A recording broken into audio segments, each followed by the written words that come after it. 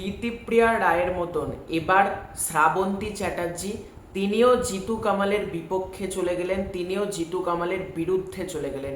এবার আমি সত্যি জানি না আমি কি বলবো এটাকে নিয়ে, কিন্তু এই ব্যাপারটা তোমাদেরকে জানাবো এক্স্যাক্টলি কি হয়েছে। কারণ আমি গতকাল একটা ভিডিও তৈরি করেছিলাম, সেখানে আমি পুরো ব্যাপারটা নিয়ে কথা বলেছিলাম। তখন কিছুজন আমাকে কমেন্ট করছিল, তুমি জিতুর হয়ে সালিশি করো না, আপনি জিতুর হয়ে সালিশি করতে আসবেন না, জিতু কামাল ফ্যানদের মাথা খারাপ, এরকম না রকম তারা কমেন্ট করছে। তো সে করুক, আমার নেগেটিভ কমেন্ট নেওয়ার অভ্যেস রয়েছে, যার যেটা ইচ্ছা সে তার মতামত রাখবে। এখানে আমি কারোর মতামতকে ডিফেন্ড করারও করবো না, আমি আমার যেটা বক্তব্য সেটা আমি রাখবো। এবার আমার বক্তব্য কারোর যদি খারাপ লাগে তাহলে সে জানিও তার মতামত, এবং আমার সাথে কেউ যদি একমত হও অবশ্যই কিন্তু তারাও মতামতটা জানিও। আজকের এই ভিডিওতে এই কন্ট্রোভার্সিটাকে নিয়ে কথা বলবো, সেটা হচ্ছে জিতু কামাল। তোমরা প্রত্যেকে জানো এরাও মানুষ, এই ছবির প্রযোজক এবং পরিচালকের সাথে একটা মতপার্থক্যের ঘটনা আমরা দেখতে পেলাম।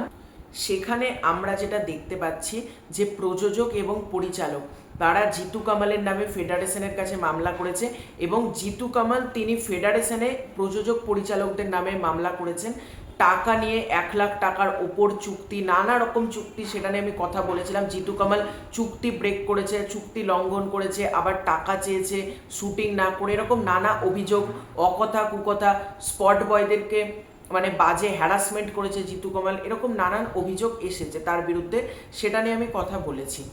এবার ছবির অভিনেত্রী শ্রাবন্তী চ্যাটার্জি, তার সাথে যোগাযোগ করা হয় সংবাদ মাধ্যমের তরফ থেকে। এবার তিনি ক্লিয়ারলি জানান, তিনি শ্রাবন্তী চট্টোপাধ্যায় তিনি কিন্তু এই ছবির গোটা ইউনিট অর্থাৎ প্রযোজক, পরিচালক, টেকনিশিয়ানস, ক্রিউ তাদের সাথে আছেন, অর্থাৎ তিনি জিতু কামালের বিপক্ষে। কেন একটা করে আসছি, তাকে প্রশ্ন করা হয় জিতুর ব্যাপারে। শ্রাবন্তী কিন্তু ক্লিয়ারলি জানায় জিতু কামাল তিনি কিন্তু স্পট বয় বলো, প্রযোজক, পরিচালক তাদের সাথে খুব রুডফুলি, রাফফুলি, মানে খুব খারাপ অভদ্র আচরণ করেছে, এটা কিন্তু শ্রাবন্তী চ্যাটার্জি জানায়। এবার দেখো একটা কথা, এখান থেকে অনেকেই বলবে তাহলে প্রমাণিত হলো জিতু কামালের দোষ, কারণ দিতিপ্রিয়া রায় সেও জিতুর এগেনস্টে মন্তব্য রাখছে। আজকে শ্রাবন্তী চ্যাটার্জি সেও জিতু কামালের বিপক্ষে চলে যাচ্ছে, তাহলে আর কি বলার আছে? সবাই যখন মানে জিতুর এগেনস্টে চলে যাচ্ছে, দেখো ভালো মানুষ হলে না এগেনস্টে সবাই যায়। মানে আমি এখানে বলছি না যে জিতু কামালের বিপক্ষে যাচ্ছে যারা তারা খারাপ, একেবারেই সেটা বলছি না। এটা কিছু মত পার্থক্য, কিছু ডিসপিউট ঘটেছে, সেটা ভবিষ্যতে আশা করব সলভ হয়ে যাবে।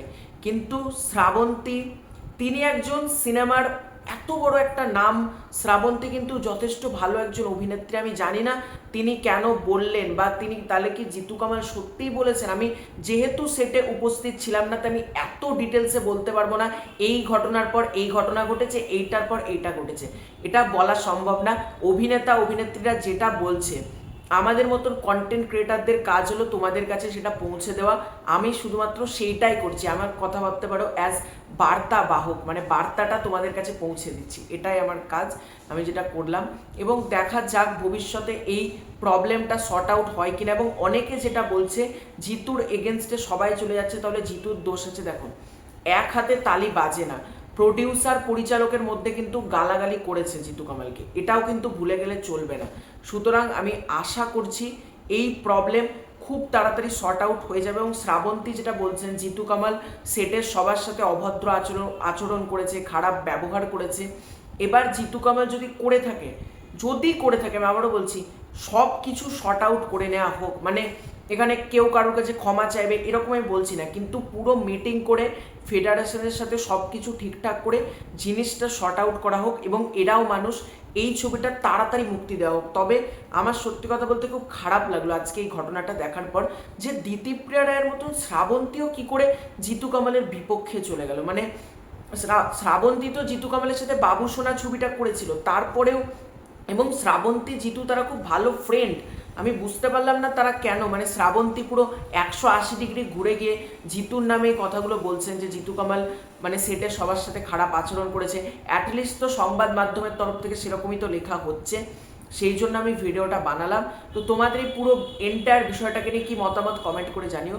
খুব শীঘ্রই দেখা হচ্ছে নতুন কোনো ভিডিওতে, ততক্ষণের জন্য বাই বাই।